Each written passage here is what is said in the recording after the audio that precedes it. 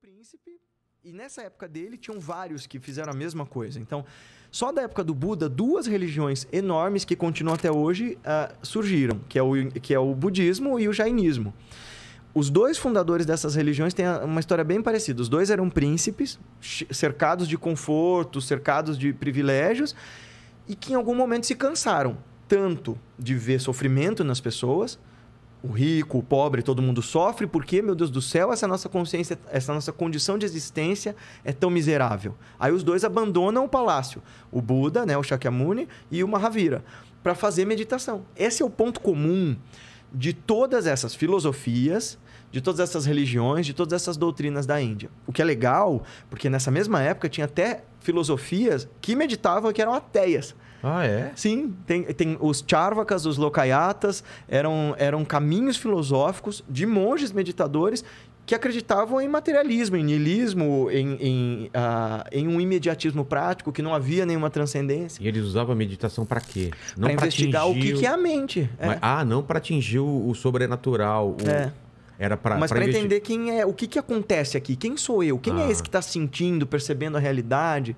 Isso que é legal e fascinante da Índia, sabe? É um lugar que, desde 5.000 anos, vamos lá, desde 3.500 anos atrás, quando surgem os Vedas e tal, 5.000 anos, uma expectativa mais generosa, sempre foi palco de discussão, sempre foi palco de debate, de diálogo.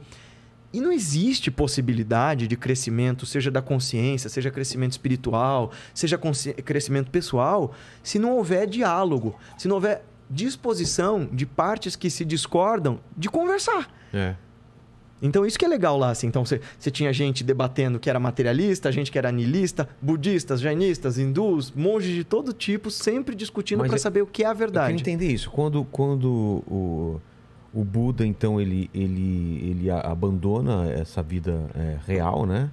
E aí ele vai atrás do autoconhecimento, de meditação, e tem um momento que ele atinge algum nível? Sim. A história do Buda acho que é bem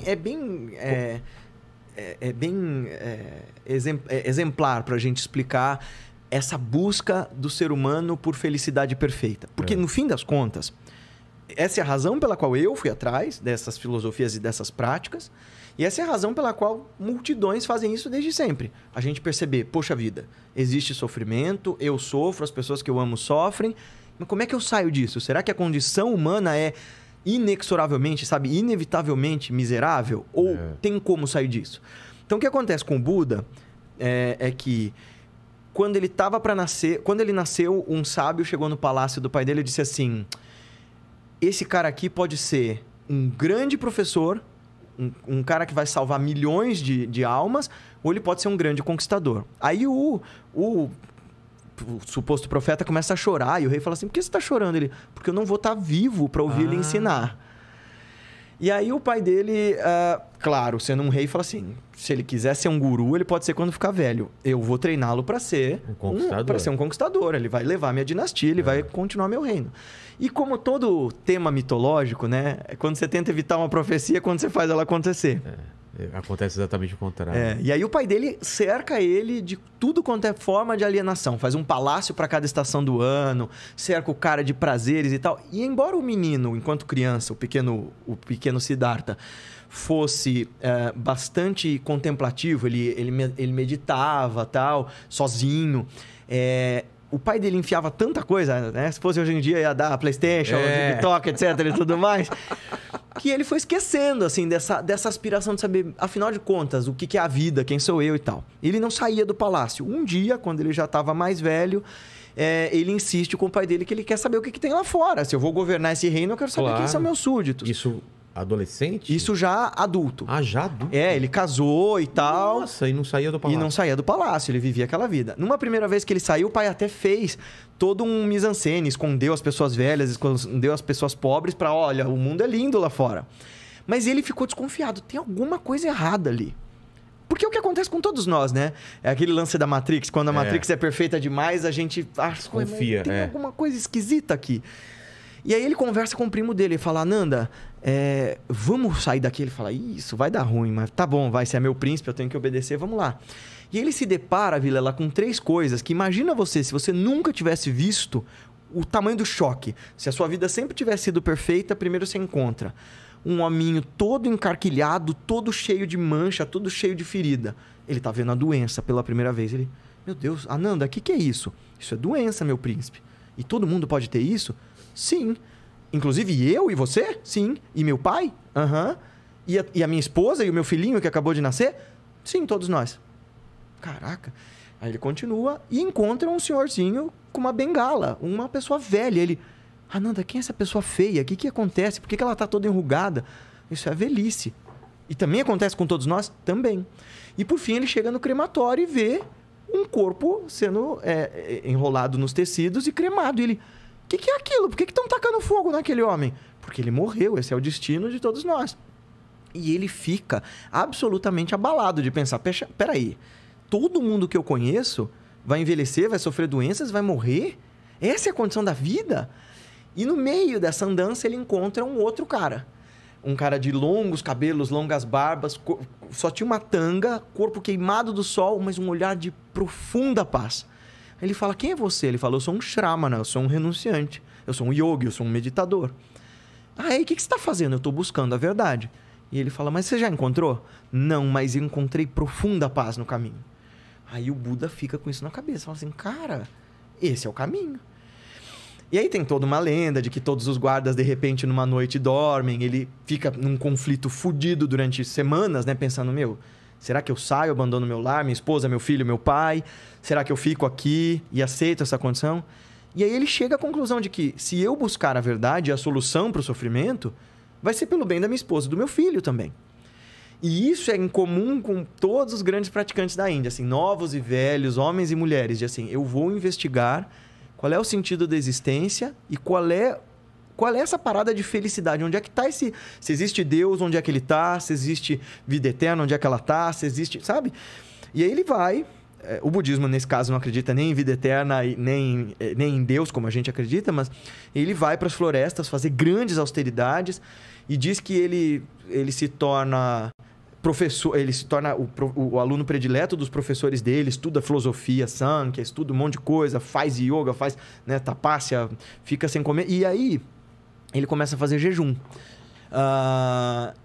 E ele dizem que ele comia tão pouco que ele só comia fezes de passarinho e bebia orvalho das plantas.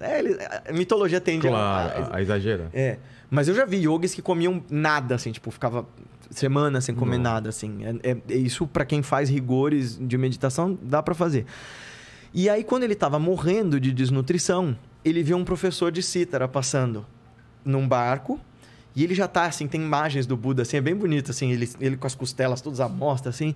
Ele já quase morrendo de inanição, ele vê um professor ensinando cítara para um aluno e dizendo assim, entenda isto, para tocar bem você não pode nem apertar demais a corda, senão ela estoura, e nem afrouxar demais, senão não sai som nenhum. Aí ele fala assim, é isso, o caminho para a verdade é o equilíbrio entre dois extremos, é Madhyamika, o caminho do meio. E aí ele começa a fazer uma nova forma de meditação. E dizem, em 7 dias ele é tentado pelo rei dos demônios, né? Que simboliza a nossa mente, o nosso ego, a nossa mente com as nossas tentações, com os nossos mimos, com os nossos confortinhos. Dizendo, sai daí, cara. Ó, teu filho tá lá no palácio, você tá perdendo ele crescer, você tá vendo sua mulher, você não sabe se ela tá com outro. Então, assim, ele é tentado por todos os tipos de prazeres e medos. E quando ele vai vendo que tudo isso é ilusão, finalmente ele chega naquele lugar de quietude, naquele lugar de amplidão mental, naquele lugar de presença absoluta, no qual ele se torna o Buda, aquela que despertou. Isso significa Buddha, né? Aquele que acordou. Significa isso? Eu fui já algumas vezes na cidade, tem uma cidade onde ele meditou, e é um lugar incrível, cara. Se chama Bodh Gaya, ali na Índia, e hoje tem um grande templo em volta de uma descendente dessa árvore na qual ele se sentou. E lá em volta da cidade tem templos budistas de todas as tradições. Porque, é claro, né, o budismo tem 2.600 anos. Então tem, assim como o cristianismo tem várias denominações, vários credos, vários tipos de interpretação, o budismo também. Então lá você tem a confluência de budismos de todos os tipos, indianos, tibetanos, chineses, japoneses. É incrível.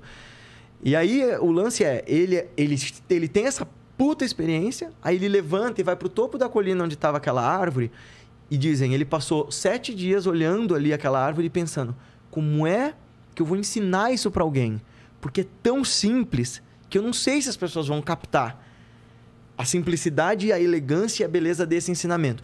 Eu não sou budista, minhas práticas são hindus, eu sou praticante de yoga, mas quando a gente fala do hinduísmo, a gente acredita que o Dharma, né, a verdade, ela se manifesta em todos os caminhos, em todas as religiões. Os Vedas já falavam isso 4.000 e poucos anos atrás, né? Tá lá no Veda mais antigo, dizendo assim que assim como os diferentes rios nascem em diferentes lugares, mas suas águas em confluências terminam todas no oceano, também todas as ideias e aspirações e buscas do homem, todas elas terminam nesse oceano de bem-aventurança infinita, que a gente pode chamar de Deus, de felicidade, de iluminação. Essa iluminação é o Nirvana? No budismo é. No budismo. E no hinduísmo a gente chama de moksha, mas é... Como que é? Moksha.